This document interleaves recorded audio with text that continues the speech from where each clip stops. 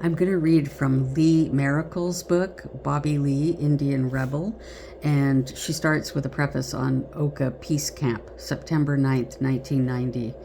The tension is thick, heavy with the reality that here on the eastern end of the country there have been 400 years of colonial battering. The pain of the relatives is palpable. My sympathy, my sense of support changes to stubborn ancient rage. The air changes.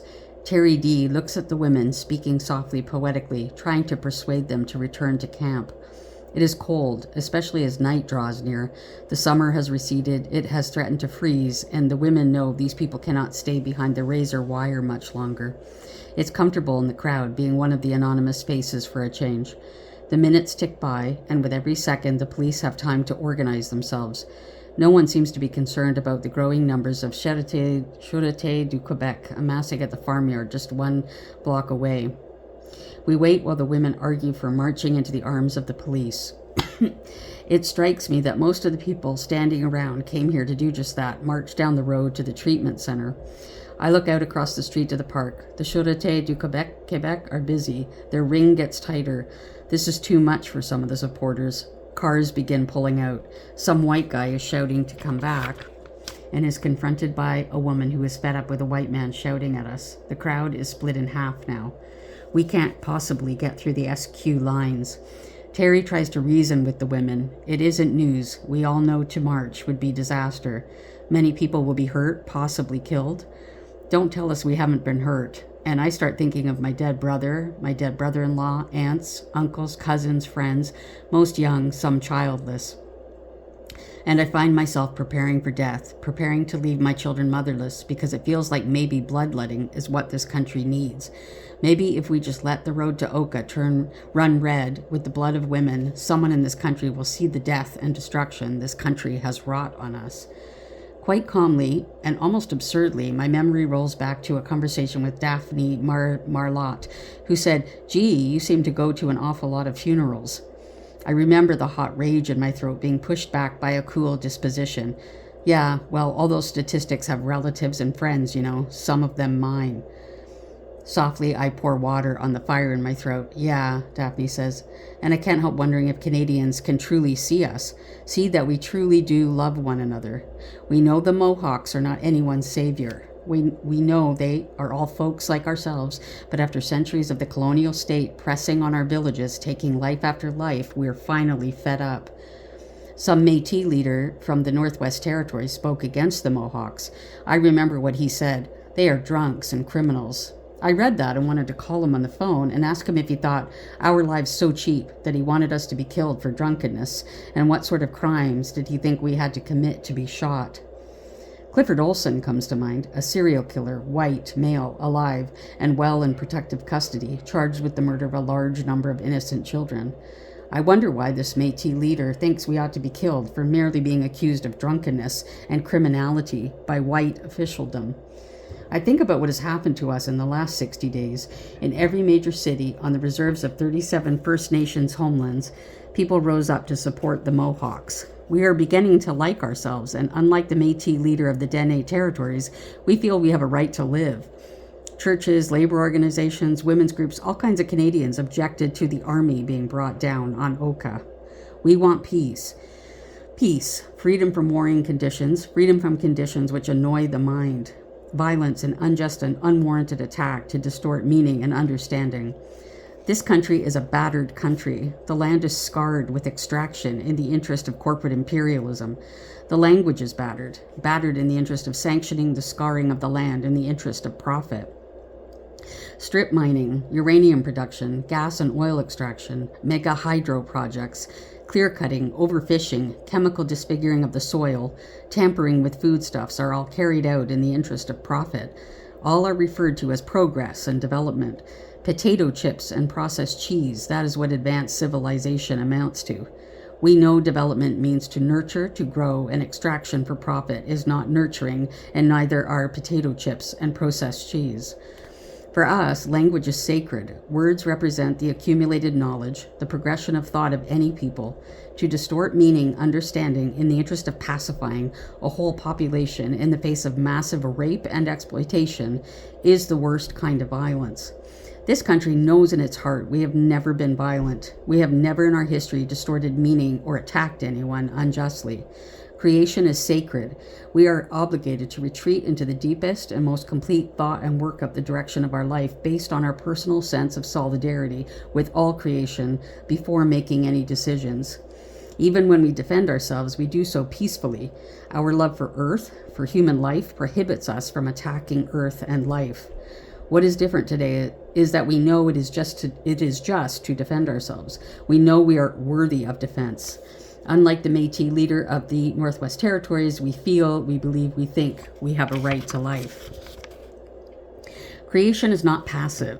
The birth-rebirth process of the Earth, her storms, eruptions, tidal waves, floods, droughts, and the coming of periodic ice ages attest to a total lack of passivity.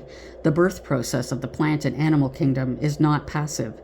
Individually, every living thing on Earth must labor to recreate itself. Seeds burst from the shell to regenerate, and the process of birth for mammals is accomplished only with much bloodshed. The rebirth of any social order is not passive. We cannot live in this world the way it is. What is it when the mayor of a foreign town can come into your backyard and propose to play golf on the graves of your dead? What is it when that foreign country forms its own internal laws to make this despicable act legal? At no time in history have Europeans ever suggested playing golf on their own graves, yet gravesite after gravesite of our dead are considered accessible for the most ridiculous of pastimes. The train of rape and defilement stops here. When we stand up to say enough, every single Canadian benefits. The laws which guide us, the love of life, our life, which move us, do not stop at our doorstep. The racist structure of this society only thinly veils the class structure. The reality of this country is that many Canadians are having a hard time financially. Poverty lurks in the living rooms of 2 million citizens. The homeless are increasing geometrically in urban centers, and they are predominantly white.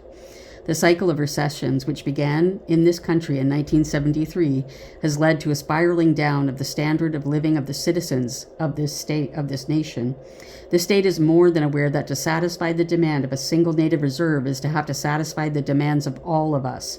The state is also aware that to meet our demands for a decent life would mean upgrading the lives of thousands upon thousands of single white Canadian mothers and thousands upon thousands of working poor.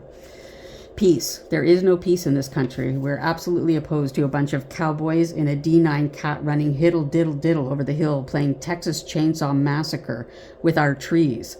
Peace. Freedom from conditions which annoy the mind. It annoys our minds to sleep under the dome of imperialist lust, which is constantly looking for newer and more effective means of attacking our homelands, clawing and digging at them, extracting the insides, covering our graves with roadways, golf grounds, housing projects, offices, or what have you. We are absolutely opposed to anyone organized with machine guns, assault rifles, and tanks invading another people's territory to play shoot-'em-up cowboy. It takes great effort on our part not to leave the barricades and run all over the town of Oka playing shoot-'em-up cowboy. Despite the abuse, the cheapening of our lives and our homelands, we don't do it. We still believe life is sacred. Peaceful struggle is all about expending great strenuous effort to live free from strife, free from war, free from conditions which annoy the mind. It annoys our minds to imagine golfers tramping on the grave of Mohawk grandmothers. It annoys our minds to feel that we are less than sovereign people in our homelands. And it annoys a good many Canadians now too. This summer, if anything, the state convinced a good many Canadian white people that it does not give a shit about any of us. These opinions mean nothing when it comes to us. Money is the only speech the state is prepared to hear. We don't have any money, and Canadians in general have less and less each day. Mulrooney and company heard not a word from the thousands upon thousands of us who walked, marched, blocked roads, picketed, bought ads in newspapers, wrote, spoke on TV, and telephoned. The state is aware that should our laws prevail anywhere in this country, the heyday of corporate imperialism is over.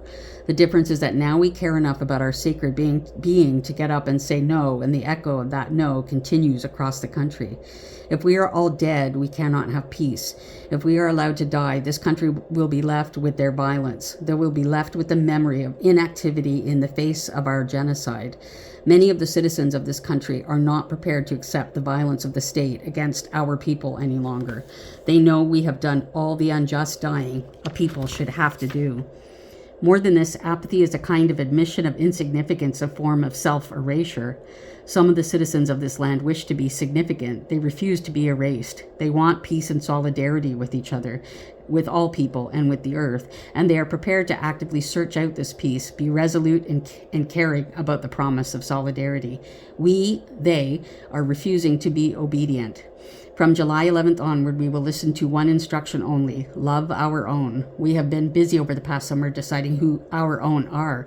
They are a range of colors: black, red, brown, yellow, and white, and we can recognize them by their loyalty to justice, peace, and solidarity. Oka, the people of Kananaske, brought that home to us. We did not shed our blood on the streets of Oka. No surrender was negotiated. The men and women tried to make a run for it. We all know that we must talk, really talk from a position of wholeness, completeness, about building a sustainable movement in the country that will lead all of us to justice and peace. We know that the country is capable of sending in the troops. This is not Vietnam. We cannot call the boys home if they are in our backyard. Maracle.